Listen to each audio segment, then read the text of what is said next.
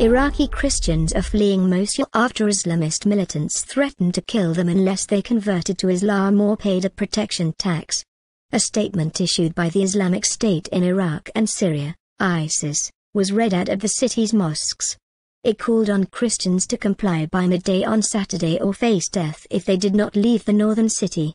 ISIS has control of large parts of Syria and Iraq and said last month it was creating an Islamic caliphate. The ultimatum cited a historic contract known as Dhimma, under which non-Muslims in Islamic societies who refuse to convert are offered protection if they pay a fee, called a jizya. We offer them three choices: Islam, the Dhimma contract, involving payment of jizya. If they refuse this they will have nothing but the sword, the ISIS statement said. Christian families are on their way to Dohuk and Erbil, in the neighboring autonomous region of Kurdistan, Patriarch Louis Sacco told the AFP news agency. For the first time in the history of Iraq, Mosul is now empty of Christians, he said. The Patriarch, one of the most senior Christian clerics in Iraq, said militants had been seen tagging Christian houses with the letter. Christians from Mosul in northern Iraq have fled the city after being given a deadline of Saturday afternoon to convert to Islam.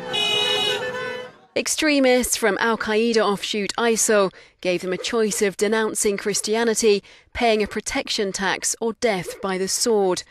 Mosul was seized by ISIL last month. One of the displaced priests called for an international military intervention.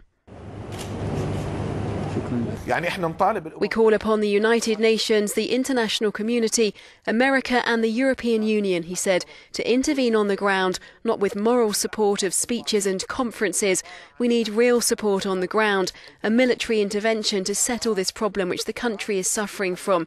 We need them to support the Iraqi security forces and the army.